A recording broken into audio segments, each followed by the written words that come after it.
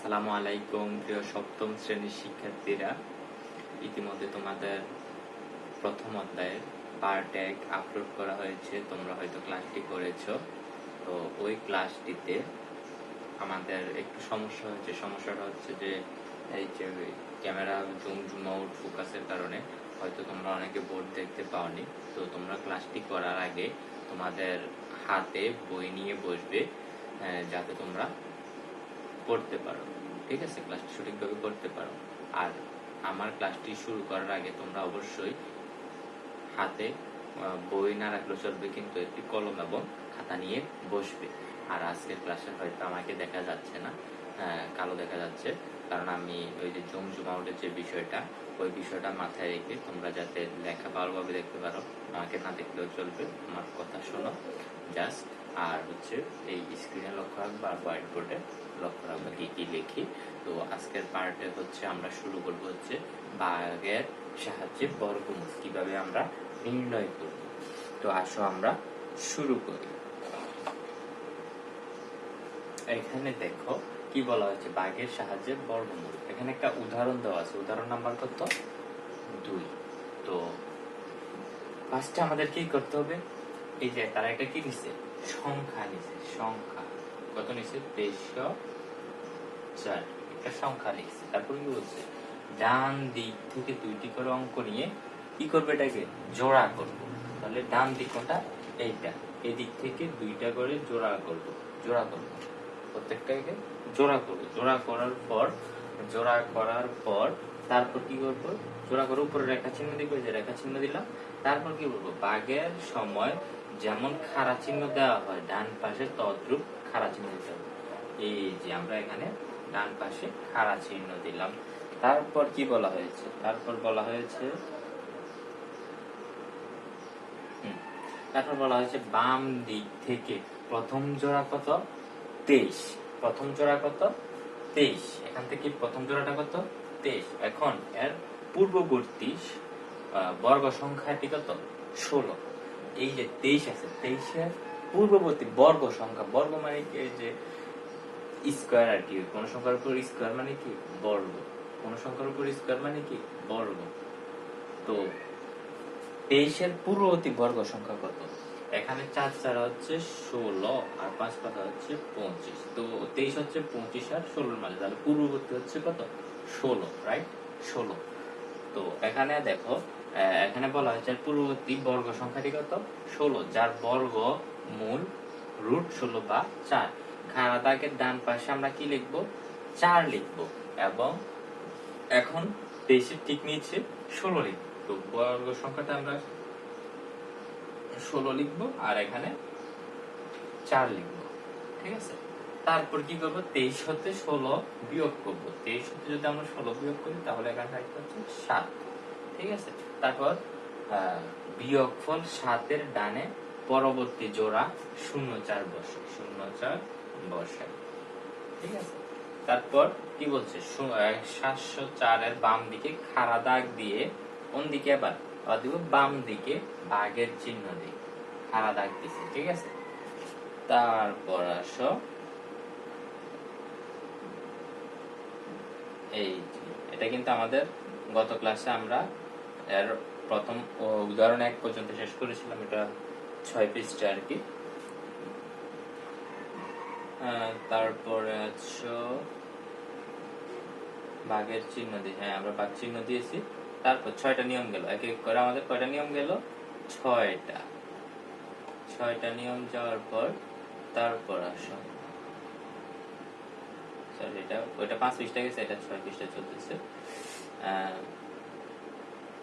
ভাগের কি বলছে, ভাগের ঘরের সংখ্যা 4 এর দ্বিগুণ। ভাগফলের ঘরের সংখ্যা, সরি ভাগফলের কি ঘরের সংখ্যা 4 এর দ্বিগুণ বা 4 দ্বিগুণ কত? 4 দুগুণে 8 বা 8 নিচের খাড়া দাগের বাম পাশে বসায়। এখন কি করব, এই যে 4 পেয়েছে, 4 এর দ্বিগুণ আমরা কি করব, এই বাম পাশে বসাবো। বাম 4 দ্বিগুণ কত? 8, খাড়া দাগের বাম পাশে বসাই এবং 8 খাড়া দাগের বাম পাশে বসানোর পর অঙ্ক স্থাপন করি। ঠিক আছে, এটা স্থাপন করার কি করব, এখন একটি এক অঙ্কের সংখ্যা খুঁজে বের করি যাকে 8 এর ডান পাশে বসিয়ে প্রাপ্ত সংখ্যাকে ওই সংখ্যা দ্বারা গুণ করে কি করব, ওই সংখ্যা দ্বারা এই যে 8টা বসাইছি এটার সামনে কিন্তু একটা খালি জায়গা রাখতে হবে, ঠিক আছে? এমন ভাবে বসাতে হবে যাতে আমরা আরেকটা অঙ্ক বসাতে পারি, রাইট? আচ্ছা, বসানোর পর কি বলছে, এখন এক অঙ্কের সংখ্যা খুঁজে বের করি যাকে 8 এর ডান পাশে বসিয়ে প্রাপ্ত সংখ্যাকে ওই সংখ্যাটি দ্বারা গুণ করে কি করব, প্রাপ্ত সংখ্যাকে ওই সংখ্যাটি দ্বারা গুণ করে কি করা যায়, ডান পাশে বসিয়ে প্রাপ্ত সংখ্যাকে ওই সংখ্যা দ্বারা গুণ করে এই যে 704 আছে এর সমান বা অনূর্ধ্ব 704 পাওয়া যায়, এর সমান বা কম, বেশি না কম। এই ক্ষেত্রে 8 হবে, 8 সংখ্যাটি ভাগফলের কি, ভাগফলের 4 এর ডান পাশে বসাই। তো এখানে আমরা কি করব, এখানে 8 বসাবো, আবার এখানেও 8 বসাবো, তারপর আসবে কত, 704। এই যে এখানে বিয়োগ করলে 0 আসছে। এখন এই যে ভাগফলের স্থানে পাওয়া গেল কত, 48। এটি নির্ণয় কি, বর্গমূল। এটি নির্ণয় কি, বর্গমূল। 2304 এর বর্গমূল কত, 48।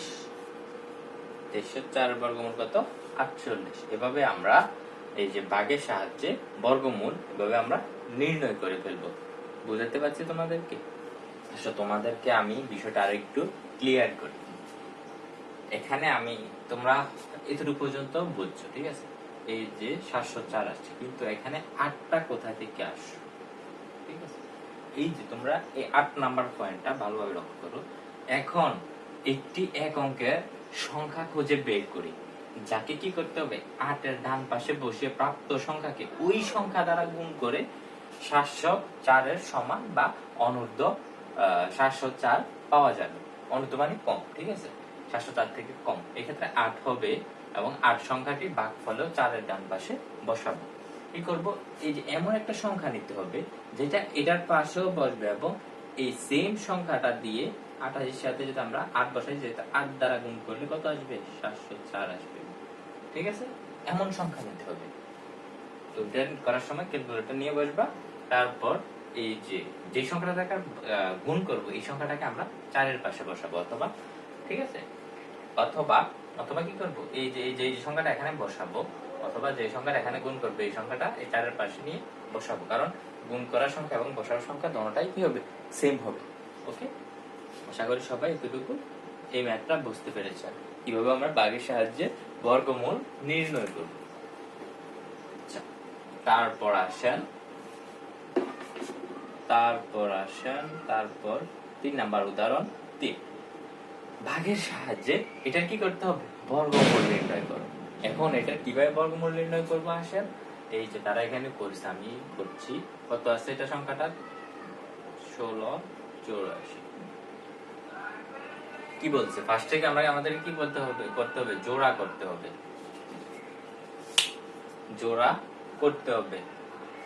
জোড়া করার পর কি করব আমরা, এই যে প্রথম যে জোড়াটা থাকবে, যে এখানে জোড়া করার পর একটা সংখ্যা দেখো সিঙ্গেল আছে, ওই সিঙ্গেল সংখ্যাটাকে আমরা মনে মনে জোড়া ধরে নেব। এখন এই যে আমরা বর্গ এই যে প্রথম যে জোড়াটা, এই জোড়াটা হচ্ছে কত, 3।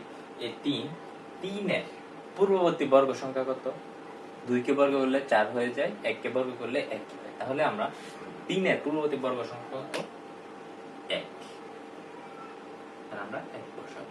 তো 3 থেকে আমরা যদি 1 বাদ দেই তাহলে থাকতেছে কত, 2। তারপর এখান থেকে আমরা আরেকটা জোড়া নামাবো, 216 নামালাম, 16 216 হয়েছে।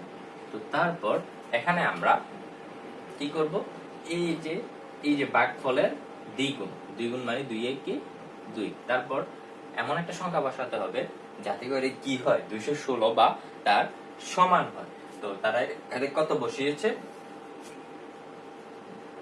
এই সংখ্যাটা এখানে যত বসাবো এখানেও তত বসাবো, 7 বসানোর পর আসছে কত, 189। এটা তোমরা ক্যালকুলেটরে করবে, ঠিক আছে? তারপর তারপর তারপর আমাদের কি করতে হবে, আমরা তো এতক্ষণ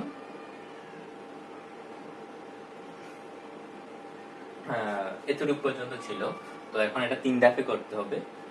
তারপর আসো, তারপর এটা বিয়োগ দিব, বিয়োগ দেওয়ার পর যত আসে, কত আসবে, 84, 27, 84, ঠিক আছে। 84 মানে হচ্ছে উপর থেকে আমরা যে জোড়াটা সেটা নামালাম, আর এখানে বিয়োগ দেওয়ার পর 27 থাকতেছে। তো এখন আমাদের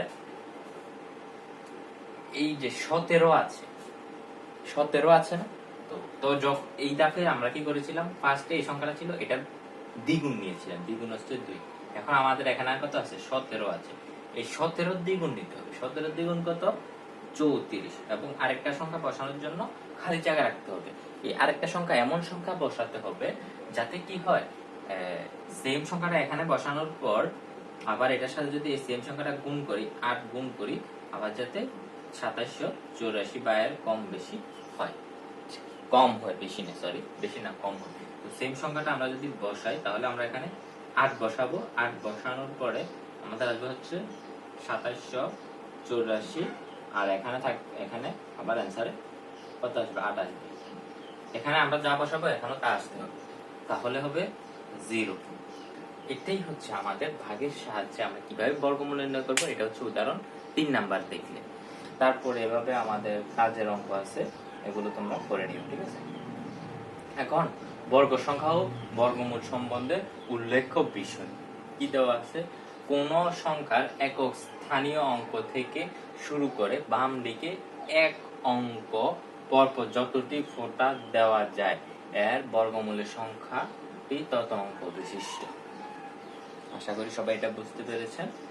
তারপর তারপর তারপর না বুঝলে এখানে আপনারা লক্ষ্য করুন,